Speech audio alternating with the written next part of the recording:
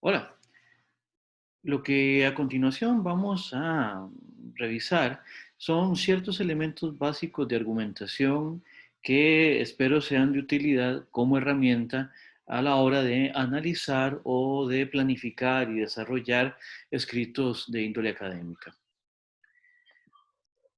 Básicamente vamos a ver ciertas definiciones bastante básicas, dicho sea de paso, que están relacionadas con qué es construir argumentos, cómo es que entendemos lo que es razonar en función de la concatenación de ideas, la concatenación de premisas que nos permitan llegar eficaz y eficientemente a conclusiones.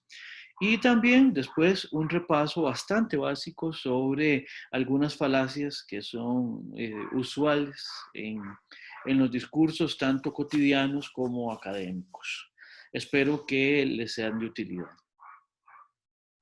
Empecemos por la importancia que tiene el entender cómo construir argumentos y qué es un razonamiento, ¿verdad?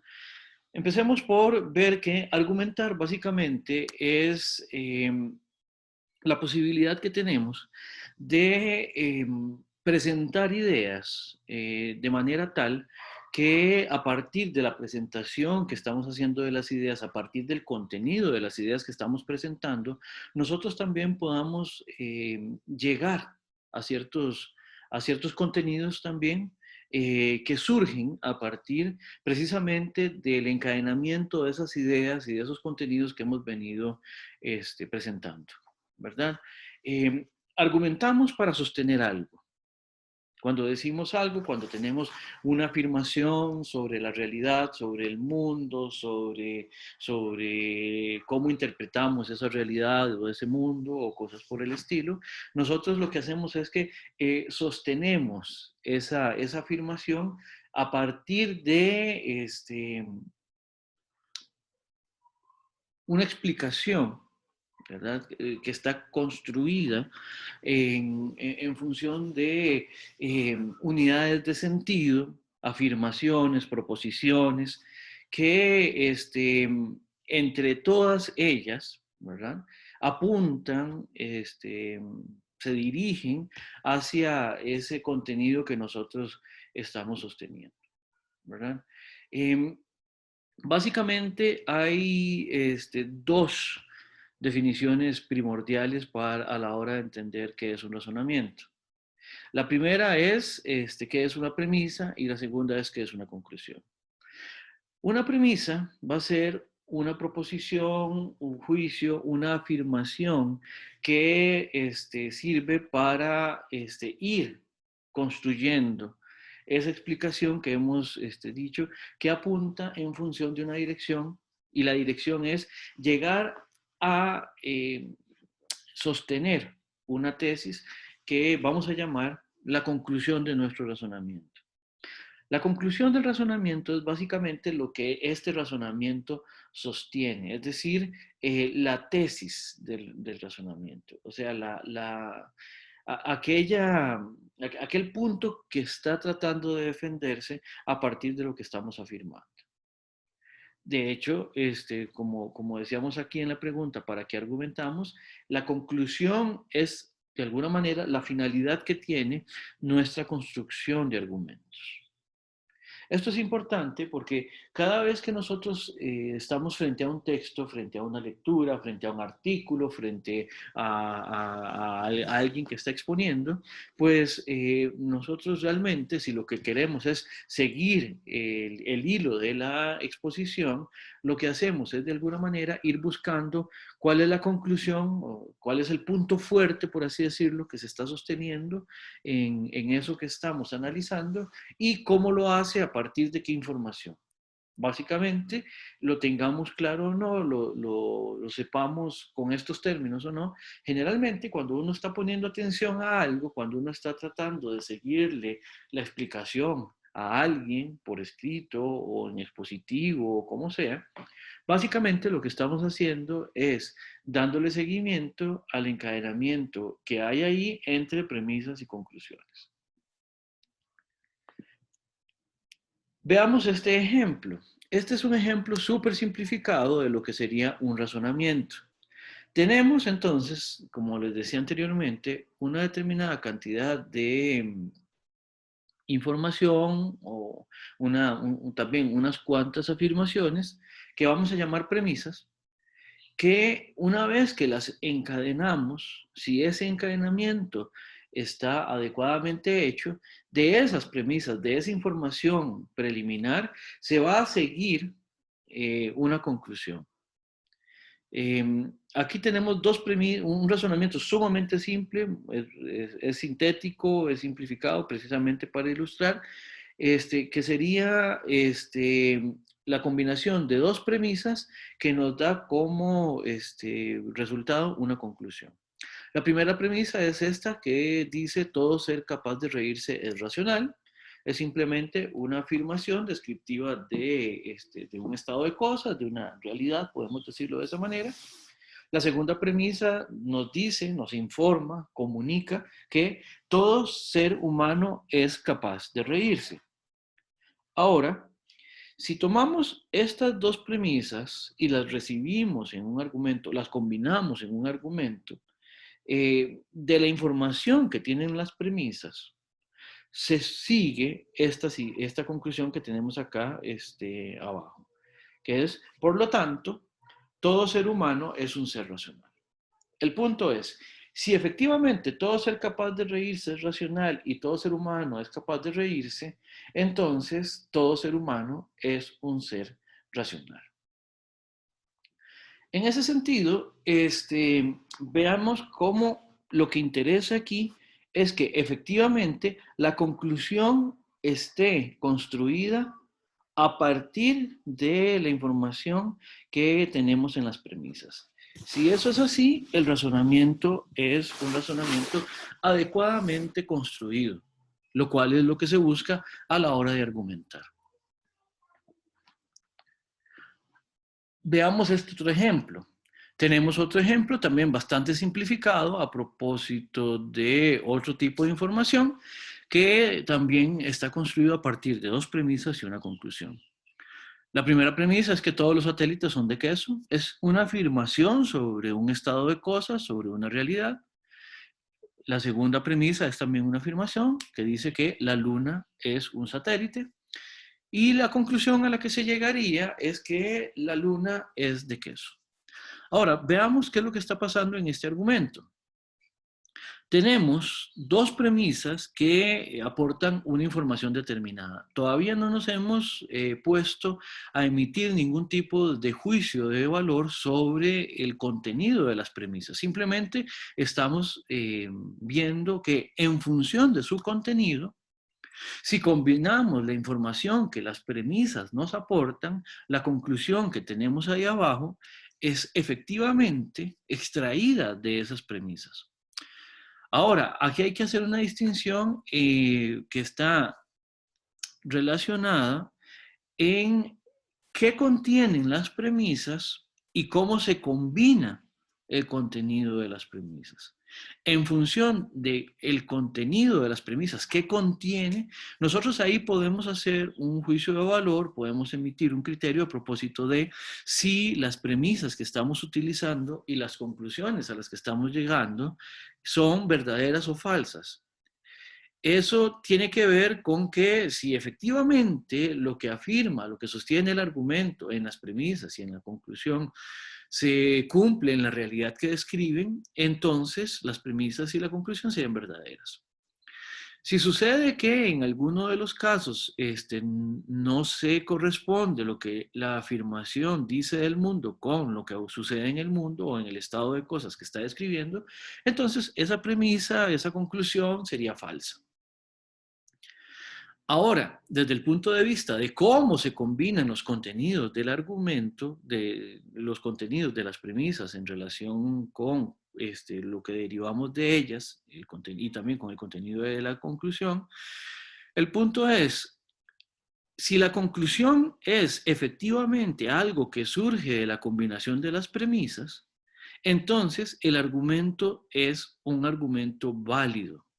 Esto lo que quiere decir es que está bien construido en relación con que Una vez que tenemos una información en las premisas de su combinación, lo que surge es una conclusión determinada.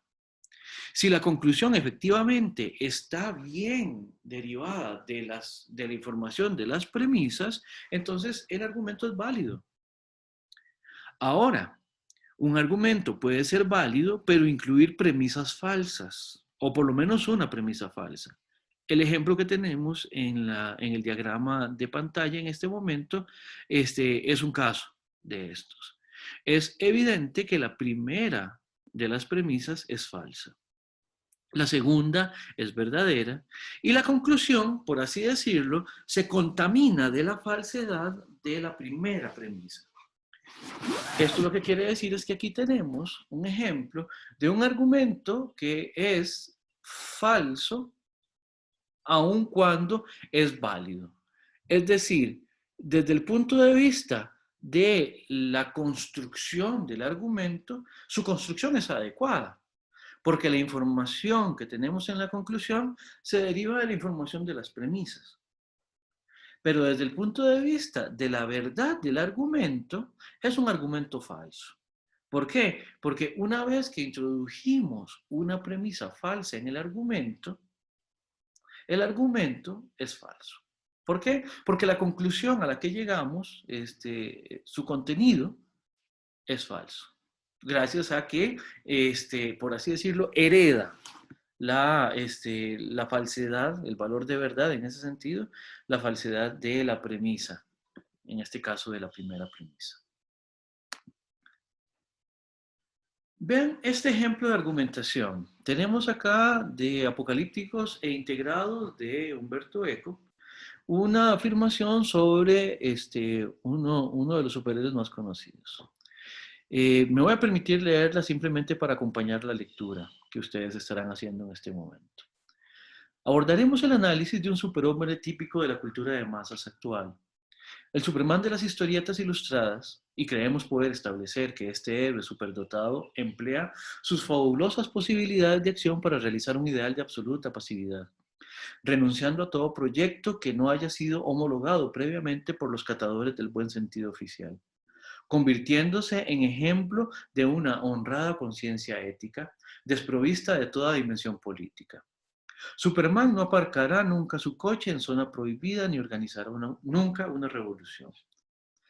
Si nosotros descomponemos acá este texto, que ya, por supuesto, ya solo este texto es muchísimo más complejo que los ejemplos de argumentos que vimos anteriormente. Si lo descomponemos, para descomponerlo, hagámonos las siguientes preguntas. ¿Qué está sosteniendo Humberto Eco en este párrafo, en esta afirmación? Y la pregunta es, ¿eso que está tratando de sostener, cómo lo construye? Bueno, ustedes podrían poner en pausa este video como para que se den un chancecito y así pues poder analizarlo. Pero a continuación vamos a ver el análisis que hacemos de este párrafo. Aquí lo hemos dividido un poquito el párrafo simplemente para que sea más fácil de visualizar. Lo que está en rojo sería lo que nos parece que está afirmando el texto, ¿verdad? Que el Superman de las historietas ilustradas es un héroe básicamente conservador y pasivo, ¿verdad? Y esto lo va a basar Humberto Eco en dos tipos de premisas, en dos premisas en todo caso, lo que está ahí señalado con colores verde y morado, ¿verdad?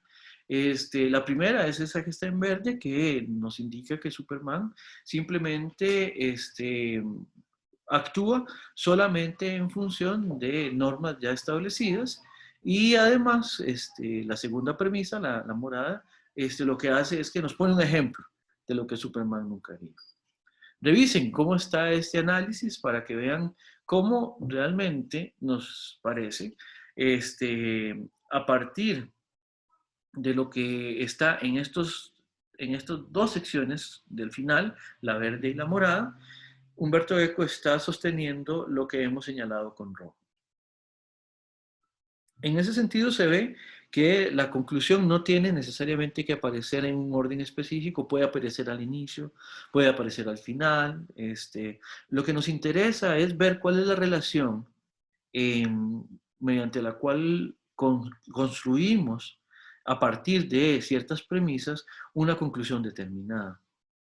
Esto, entonces, es el ejemplo que les traía. Pasando al siguiente contenido, ya hemos visto muy rápidamente qué es un razonamiento y cómo funciona. El asunto con el razonamiento es que tratamos de sostener algo, de dar algún tipo de información. Ahora, hay momentos en que los razonamientos no funcionan por ciertas razones. En este caso, vamos a ver cuando lo que tenemos enfrente, lo que estamos analizando, no es propiamente hablando un razonamiento, sino un procedimiento falacioso.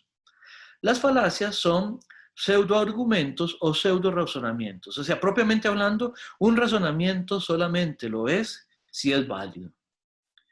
Ahora, una falacia es algo que tiene apariencia de razonamiento, pero que en última instancia no lo es. ¿Por qué? Porque la conclusión o bien no está fundamentada a partir de las premisas, no está fundamentada del todo o no tiene ninguna relación con las premisas. O presentamos ciertas premisas y la manera en que construimos la información a partir de ellas es deficiente por alguna razón. Vamos a ver algunos cuantos ejemplos. Empecemos por clasificar las falacias en dos tipos. Por un lado, vamos a tener las falacias que llamamos de ambigüedad. Las falacias de ambigüedad son aquellas que se generan a partir de una confusión producida por la manera en que algo se dice, ¿verdad? Lo que se afirma no va a funcionar precisamente porque está mal construido, porque es ambiguo, ¿verdad? Porque no hay una manera de sacar en limpio adecuadamente algún contenido al cual las premisas nos lleven. Por otro lado, tenemos también las falacias de inatinencia o inatingencia, a donde la conclusión no está realmente sustentada a partir de las premisas. Vamos a ver varios ejemplos de cada uno de estos. Espero que estas definiciones se vayan aclarando gracias a los ejemplos. Empezamos con las falacias de ambigüedad. La primera que vamos a ver es la falacia de equívoco.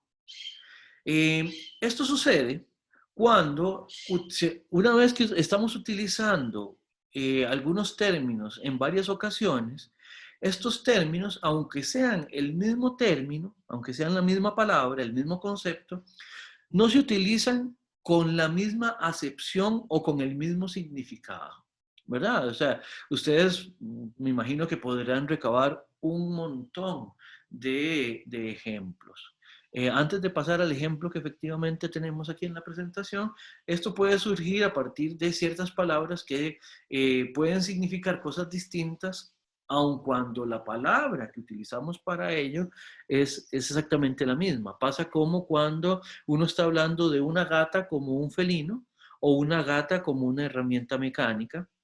Es exactamente lo mismo, pero con significados bastante diferentes, ¿verdad? Y así hay muchos conceptos que pueden ser utilizados de manera diversa, de manera diferenciable, pero si uno no tiene cuidado primero, de que quede claro en qué sentido estamos utilizando un término que podría tener varios significados, y además, si uno no tiene cuidado de usarlo siempre dentro de un mismo contexto con el mismo significado, entonces se puede generar una falacia.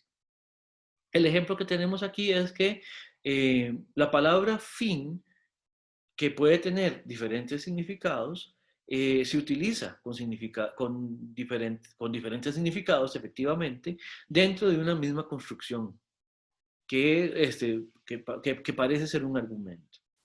El fin de una cosa es su perfección, dice el ejemplo, como primera premisa. La segunda premisa es, la muerte es el fin de la vida. Por tanto, la muerte es la perfección de la vida.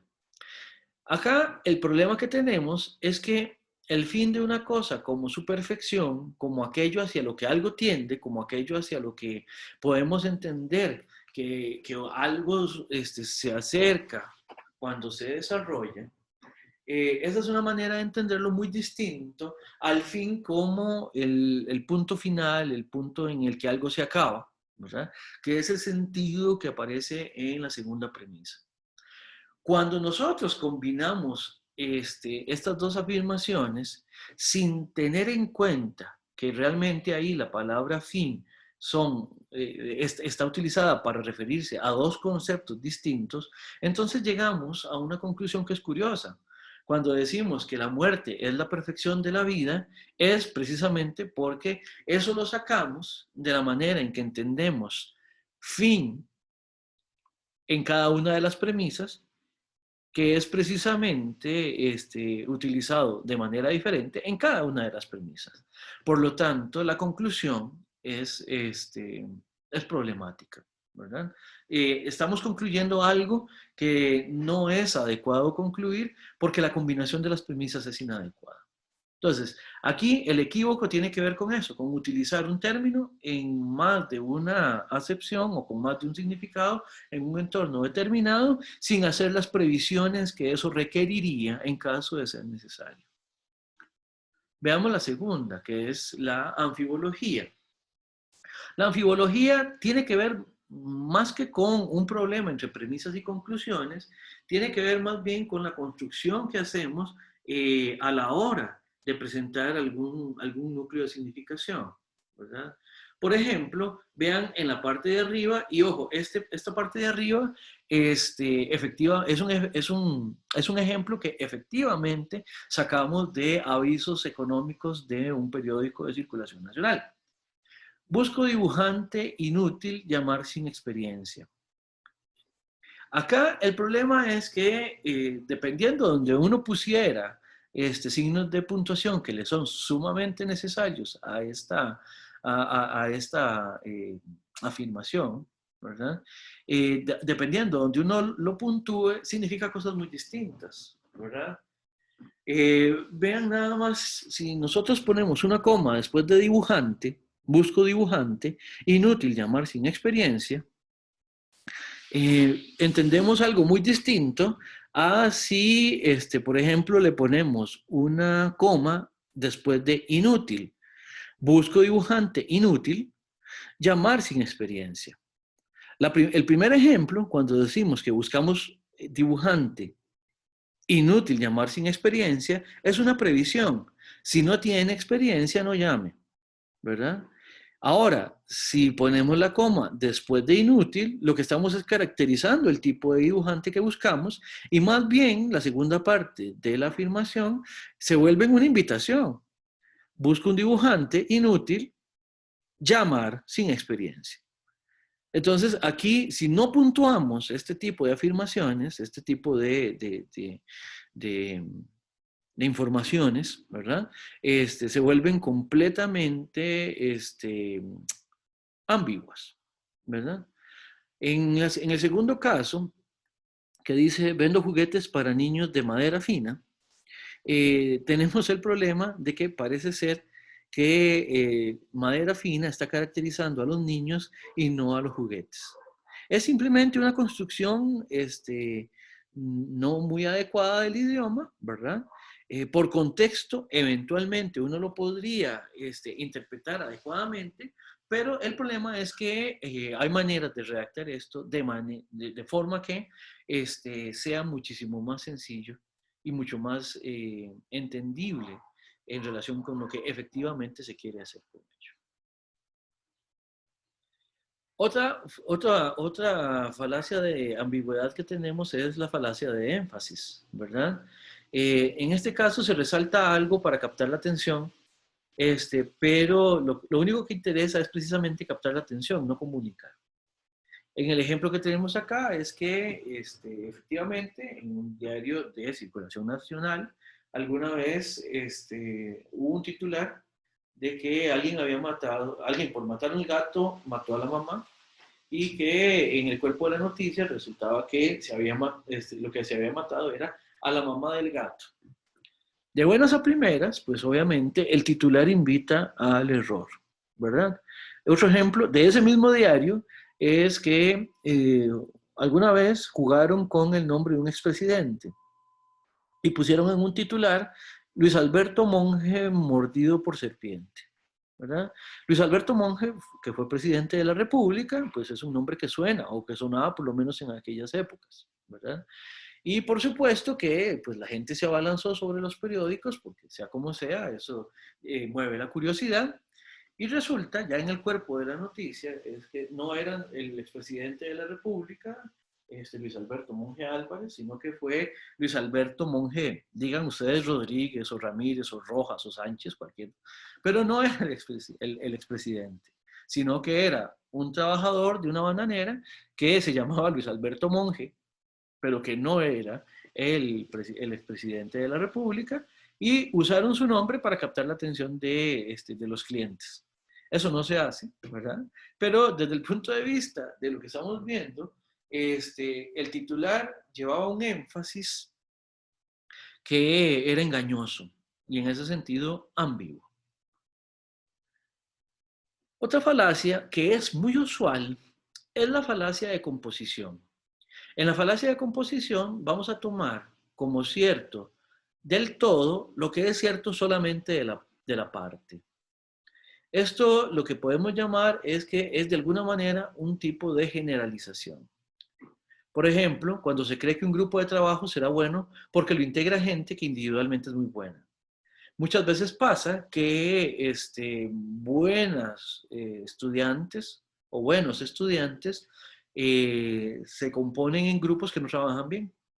Entonces, no porque individualmente cada uno de los estudiantes o de las estudiantes, o sea, cada una de las partes del equipo de trabajo, no porque individualmente tengan una característica, eso quiere decir que el grupo lo tenga, ¿verdad? Entonces, aquí el punto es, hay una dirección en la cual se dirige esta falacia. Va de la parte al todo. Tomo la característica de la parte y se la adjudico al todo. Por eso es que lo compongo, porque voy componiendo de las partes, hago un todo. Digo la característica de la parte, se la digo al todo. Hay otra falacia que es muy similar a esta y que procede en la dirección inversa, que es la falacia de división, que es cuando se toma para la parte lo que es cierto solamente del todo. Por ejemplo, cuando pasa exactamente lo contrario en un grupo de trabajo. Cuando por el pobre desempeño de un grupo se concluye que quienes lo componen individualmente también tienen un pobre desempeño, ahí se está incurriendo en una falacia, porque no necesariamente porque el resultado de un trabajo en grupo sea deficiente, eso quiere decir que las personas sean malas estudiantes o malas trabajadoras o lo que sea, sino simplemente que no es correcto proceder a decir las características del grupo, decirlas de las partes que lo componen, ¿verdad? Entonces, por eso es que es distinta a la otra, va en la dirección contraria. Tengo una característica que es solo de un conjunto, que es cierta del conjunto, del grupo, ¿verdad? Y esa característica no necesariamente va a ser cierta de cada una de sus partes, ¿verdad?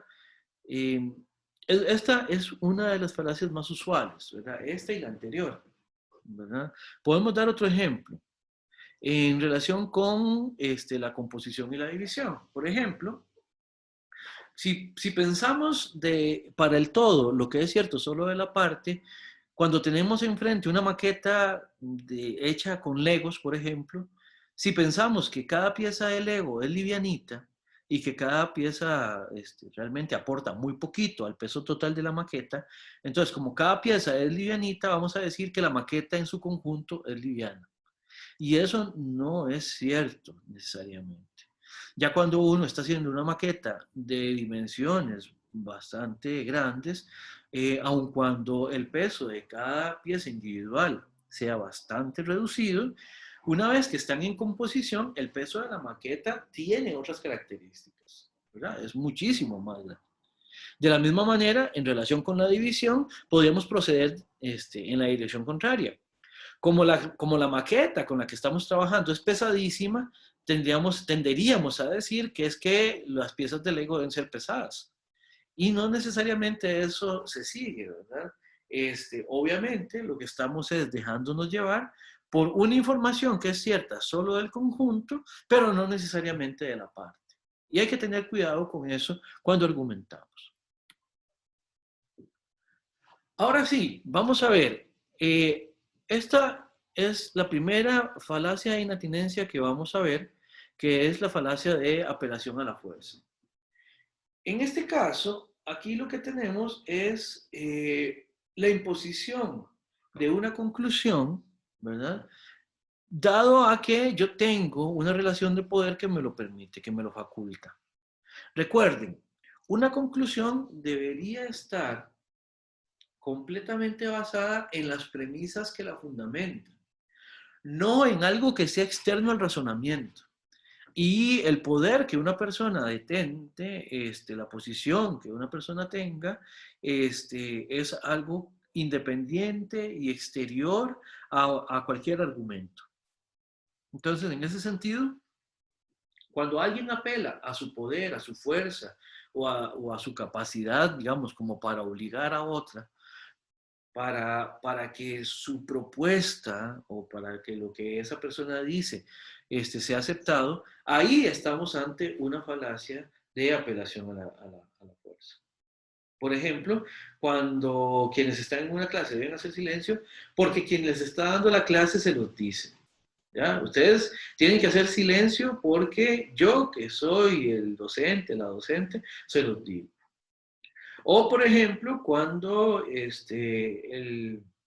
alguien, digamos, el papá o la mamá, le dicen al hijo o a la hija que tienen que hacer caso y tienen que ser obedientes, simple y llanamente por el hecho de que son ellos, los padres de familia, quienes están pidiendo esa obediencia. Eso es una apelación a la fuerza, ¿verdad? En todo caso, invitar a que alguien se comporte de una manera, se podría argumentar en función de su utilidad, en función de su racionalidad, en función de cosas por el estilo, que serían argumentables a partir de premisas, pero no a partir del hecho de que es que se lo digo yo, que soy su papá o su mamá, o en este caso del ejemplo que tenemos en la lámina, porque se lo digo yo que soy su profesor o su profesora. En ese sentido, la apelación a la fuerza es una manera de introducir contenidos en una argumentación que es completamente inadecuada. Otro problema que podemos encontrar es cuando se incurre en lo que vamos a llamar de la falacia contra la persona, ¿verdad?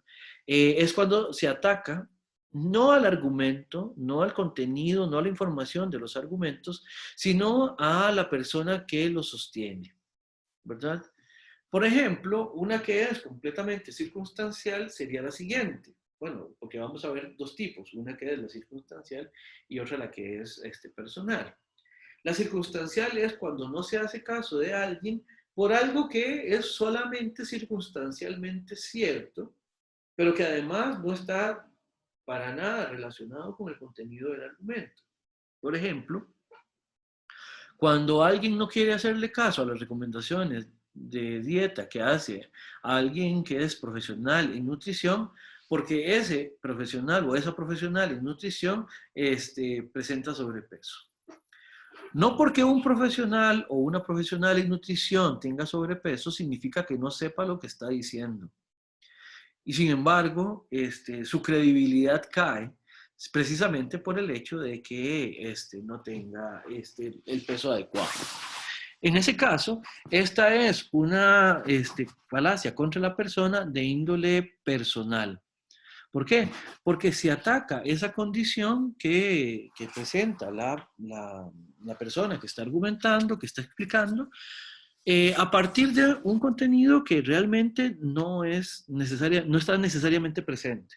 O sea, eventualmente, si la persona que nos está dando la recomendación bajara de peso, es posible que sí se le haga caso, ¿verdad? Entonces, esta es una falacia contra la persona pero en su faceta circunstancial. Veamos ahora cuando es personal, digamos. Esta, cuando se dice que es directamente personal, es ofensiva. Por ejemplo, no hacerle caso a lo que dicen las personas viejas porque la gente vieja ya ni siquiera sabe lo que dice. Esto es un problema, ¿verdad? Porque no estamos revisando el argumento. O sea, vamos a ver, si una persona vieja nos dice algo, nos argumenta algo que no es adecuado, pues hay que descartarlo precisamente porque el contenido de aquello que nos está diciendo, porque el contenido que aquello que está afirmando, es inadecuado en relación con lo que nosotros podemos verificar de él. Pero no es válido descartar lo que una persona dice solamente por la edad que tiene. Además, esto no es en ese sentido circunstancial como era lo anterior, en tanto que una persona no puede deshacerse de su edad a voluntad. Entonces, en ese sentido, esto también es un problema. Pasa también con que hay personas que no aceptan lo que dice un joven porque lo dice una persona muy joven o un niño porque lo dice una persona que tiene muy poca edad. O hay personas que no aceptan lo que dice alguien porque simplemente por el hecho de que es mujer, o no voy a aceptar lo que dice aquella otra persona porque es del sector privado, o porque es del sector público, o porque es de la universidad, o porque es de la calle, o por la razón que sea. Si nos fijamos en quien trae el mensaje y lo rechazamos sin evaluar el mensaje, estamos enfrente de una falacia contra la persona. Tenemos ahora otra falacia de inatinencia. Esta se llama falacia de apelación a la ignorancia o a la ausencia de prueba. El punto es, como no me muestran lo contrario a lo que yo afirmo, entonces lo que yo afirmo debe de ser válido. Por ejemplo, cuando la gente sigue usando algo rojo amarrado en la mano de los bebés para que no les caiga el mal de ojo. No sé si han escuchado sobre esa superstición, ¿verdad? Eso es porque hay gente que dice, a mí nadie me ha dicho, o sea, a mí no me han dicho, no me han podido demostrar que eso no es cierto. Entonces, por cualquier cosa yo lo sigo usando, ¿verdad? O, no sé, por ejemplo, las personas que siguen sosteniendo que efectivamente ha habido culturas que han sido visitadas por extraterrestres y que las construcciones que tienen esas culturas solo pueden explicarse a partir de la intervención de seres alienígenas. Por ejemplo, en relación con los dibujos, los geoglifos que uno puede encontrar en Nazca o, bueno, en Sudamérica hay muchos lugares, ¿verdad? Donde hay de este tipo de dibujos. O las pirámides, ¿verdad? En la parte mesoamericana. O las pirámides de Egipto. O el monumento de Stonehenge. O, por ejemplo, las estatuas de la isla de Pascua. Bueno, el punto es, hay gente que sigue sosteniendo que eso es evidencia de intervenciones alienígenas, precisamente porque no ha habido nadie que pueda demostrar lo contrario. Eso es inadecuado. Quien hace una afirmación a propósito de algo debería poder mostrarlo, ¿verdad? Si no lo puede mostrar, entonces no podría realmente afirmarlo con ningún nivel de certeza. Hay un único caso donde la falacia de apelación a la ignorancia es, digamos que, argumentalmente válida. Y es en el caso de un proceso de acusación. Aquello de que toda persona es tenida por inocente hasta que no se demuestre lo contrario, es un principio importante en el derecho, ¿verdad? Y en ese caso es la aplicación de este tipo de falacia. O sea, argumentalmente alguien ha sido acusado de algo, bueno, mientras no se demuestre efectivamente que es culpable, no se lo puede tener como culpable, ¿verdad?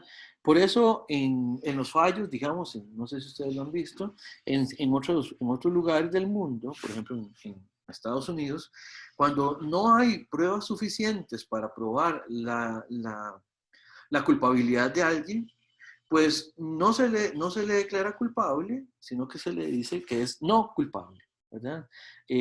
La presunción de inocencia es la de precisamente no culpabilidad. Es un ejemplo curioso de cómo opera también en este tipo de argumentación en un caso específico de la vida real. El punto es este, que una afirmación contraria a la afirmación que yo hago no se haya podido demostrar, no deja bien posicionada mi postura sobre el tema. Por ejemplo, que como a mí nadie me ha demostrado que el chupacabras no existe, entonces eso afirma que efectivamente el chupacabras existe. Eso no es así como funciona, ¿verdad? Eso se llama apelación a la ignorancia o ausencia de prueba, ¿verdad? Básicamente, sigo sosteniendo lo que yo considero sobre un estado de cosas, precisamente porque nadie me ha podido demostrar lo contrario. Veamos otra. Aquí tenemos lo que se llama una falacia de apelación a la misericordia. Aquí es el caso que se está solicitando que se acepte un argumento, que se acepte una determinada circunstancia, una situación, precisamente por una razón de piedad, ¿verdad? Por ejemplo, en este entorno pandémico, pedir que no le quiten las placas al carro porque salí durante la restricción, ya que me encuentro muy triste con el confinamiento. Vamos a ver, el que alguien esté muy triste por el confinamiento, eso pues es todo lo delicado que uno quiera, ¿verdad? Pero a partir de ahí no se sigue la posibilidad de que esa persona se salte una norma, en este caso de índole legal. Entonces, apelar a esa circunstancia, a ese sentimiento de tristeza, es algo que no tiene absolutamente nada que ver con respetar o no respetar una norma. Por eso se dice que es una falacia de apelación a la misericordia o a la piedad. ¿Qué quiere decir esto? Por favor, proceda conmigo de una determinada manera porque pobrecito, de alguna manera, ¿verdad? Entonces, vean que no hay razones de peso para efectivamente justificar lo que se está solicitando. Por eso es que en el caso de la restricción vehicular, por ejemplo, si alguien tiene justificación para salir en horas de restricción, lo único que tiene que hacer es evidenciar que tiene una circunstancia que le implica necesariamente el tener que salir, pues ahí simplemente apela a esa necesidad. Ya, no es porque si no le hacen caso, pues le va a pasar algo malo, ¿ya? Sino que simplemente efectivamente tiene la manera de justificar por qué es que necesita, en este caso, romper una regla. Si no, se convierte en apelación a la misericordia.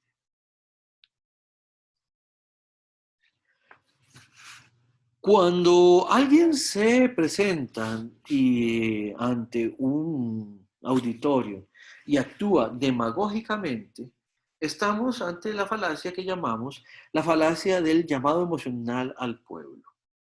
Simplemente lo que hacemos es que movemos la emotividad de las personas para conseguir un fin determinado. Por ejemplo, cuando la gente que está hablando en un auditorio simplemente se refiere al auditorio con palabras elogiosas a cada rato, con palabras que tratan de alguna manera de hacerles cumplido a las personas que están en el auditorio, eso muy probablemente quiera decir que lo que quiere hacer esta persona que está exponiendo es ganarse las simpatías ganarse sus simpatías, porque precisamente entre más simpatías tenga en el auditorio la persona que expone, más posibilidades tiene de que la gente reciba el argumento o la información que está este, comunicando. ¿Verdad? Por ejemplo, si yo les dijera que a estas alturas, ustedes, tan inteligentes que son, ya deberían estar al tanto de la importancia de estudiar estas falacias. ¿verdad? Eso es salamero, hasta decir basta, ¿verdad? Y si alguien procediera de esa manera, pues simplemente lo que está es, a partir de ese lenguaje lisonjero que se está utilizando, está tratando de ganarse su buena disposición para recibir lo que estamos diciendo. Veamos otra. La falacia de la apelación a la autoridad tiene que ver con que a veces hay que aceptar algo simplemente porque lo dice alguien que es muy conocida, que es muy conocido. Ahora, el punto es que la apelación a la autoridad, y en este caso a la falsa autoridad, tiene que ver con que no porque alguien sea muy conocido tiene razón en lo que afirma. ¿Verdad? Por ejemplo, hay que hacer caso y no salir de casa en este momento. Hasta Panté Centeno lo ha sugerido. Bueno, hay personas que a partir de su pasionalidad le haría más caso a Panté Centeno que, por ejemplo, al ministro de Salud, ¿verdad? Ahora, el problema es que no hay que hacer caso de lo que alguien diga simplemente porque sea alguien que tiene una posición de autoridad, sino por el contenido de lo que argumenta o por el contenido de lo que dice. Si no hiciéramos esa distinción y recibiéramos lo que todo el mundo dice solamente porque es alguien importante, estamos incurriendo en esta falacia. Otra cosa que podemos ver es la falacia de causa falsa. En este sentido, la falacia de causa falsa es aquella situación en la cual, a partir de que dos circunstancias, dos acontecimientos se sucedan en el tiempo, a partir de eso pensamos que el que ocurre primero es la causa del que ocurre después, ¿verdad? Por ejemplo, se me perdió mi lapicero después de que vino Sanchitos ayer. De seguro que me lo robó. Es como ver, vino Sanchitos, después se me perdió el lapicero, muy fácil, Sanchitos se lo robó. Otro ejemplo típico de esto es cuando, por ejemplo, uno, de alguna manera, diría algo así como de que el sol sale todos los días porque canta el gallo. Después de que canta el gallo, el sol sale. Hay, de hecho, una fábula de estas viejas de Metro Goldwyn Mayer que es graciosísima, precisamente porque hay un perro que lo van a llevar de cacería al día siguiente y el perro está muy cansado, ¿verdad? El perro no quiere levantarse temprano. Entonces, toda la fábula gira alrededor de que el perro hace todo lo que tiene al alcance porque el gallo no salga a cantar en ese día. ¿Por qué? Porque él, dentro del universo de la fábula, él sabe que una vez que el gallo canta, el sol sale y el dueño sale a alistarse para irse de cacería. Y el perro tiene que irse con él a trabajar. Entonces, mientras el perro tiene secuestrado al gallo para que el gallo no se calle, el sol no sale, ¿verdad? Pero una vez que el gallo se pone en un poste y canta, el sol sale. Ahí estamos ante una falacia de causa falsa, porque no es el caso de que el sol salga precisamente porque el gallo cante, ¿verdad? La fábula, dicho sea de paso, es muy simpática. Tenemos ahora otra falacia. Esta se llama la falacia de petición de principio. La petición de principio consiste en que una vez que yo quiero afirmar algo y quiero ponerlo en un argumento, yo lo introduzco, ese contenido, dentro de la argumentación. A veces, de alguna manera, un poco velada, un poco camuflada, pero el punto es que tenemos el problema de que si lo que queremos es efectivamente argumentar en función de una conclusión, tenemos que presentar la información que nos permite llegar a esa conclusión. Si simplemente hacemos introducimos un contenido determinado sin mayor justificación, sin mayor explicación, estamos incurriendo en esta falacia. Y tanto peor, incluimos en nuestra conclusión el punto que queremos demostrar. Por ejemplo, cuando yo digo, partamos del hecho de que aquí todo el mundo entiende, entonces no hay que dar muchas explicaciones. Eso puede ser una falacia. ¿Por qué? Porque, bueno, ¿quién dice que efectivamente todo el mundo aquí está entendiendo lo que estoy diciendo? ¿Verdad? Y eso, por ejemplo, en una situación de clase es terrible, ¿verdad? Si partimos del hecho de que aquí todo el mundo entiende, no sé, uno podría dar argumentos ante eso. Bueno, aquí todo el mundo debería estar al tanto de lo que estamos diciendo porque fue lo que explicamos la clase anterior o fue lo que vimos en el curso pasado o lo que ustedes quieran. Ahí se puede entender efectivamente ese punto de partida. Pero simplemente partimos de ese hecho, no hay manera efectivamente de que eso esté garantizado. Y eso sería problemático. Es una petición de principio porque yo parto del hecho de que alguna de la información que yo necesito para desarrollar mi argumento, yo pido que esté ahí simplemente, que ya la demos por un hecho y no necesariamente eso tenga que cumplirse. Eso es lo que llamaríamos una petición de principio. Y por último, tenemos la falacia de la pregunta compleja, que es cuando hacemos una pregunta que deja en una situación de algún tipo de vulnerabilidad a quien tiene que responder.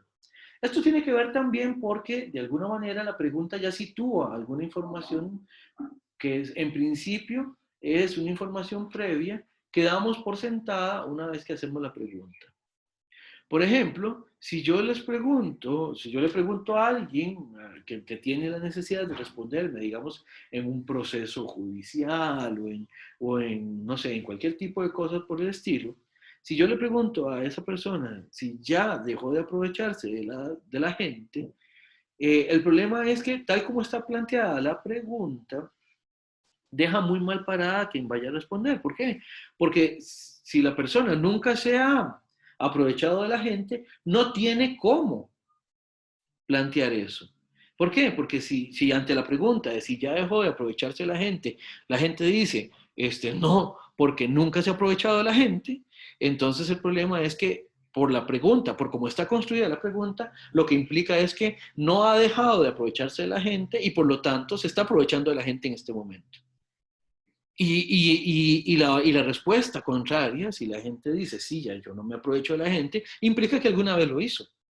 Entonces, es una pregunta muy tramposa, ¿verdad? Por eso se llama falacia de la pregunta compleja, pero en algún manual uno lo puede encontrar también como la falacia de pregunta tramposa. Y bien, estos son simplemente ejemplos que hemos podido desarrollar a propósito de ciertas falacias muy puntuales que, como les digo, son muy habituales, son muy fáciles de encontrar en discursos, en textos, ¿verdad? Pero la cantidad de falacias posibles y la cantidad de nombres que hay para las falacias son inmensas, inmensas. Eh, Puede hacerse incluso ciertas búsquedas. Hay páginas en internet, hay páginas que simplemente lo que hacen es presentar, pero así, montones de falacias. Yo aquí les he presentado unas cuantas que son muy usuales y que son además muy útiles para el análisis de textos, tal como les he mencionado al inicio. La idea es, recuerden, nada más reitero y con esto voy cerrando, reitero que lo importante de la falacia es detectarla en caso de que alguien nos esté presentando una información falaciosa o bien también precavernos de no caer en ellas una vez que seamos quienes estamos argumentando. Por lo demás, bueno, pues esta es la presentación que teníamos sobre este tema. Agradezco muchísimo la atención y pues estamos a la orden.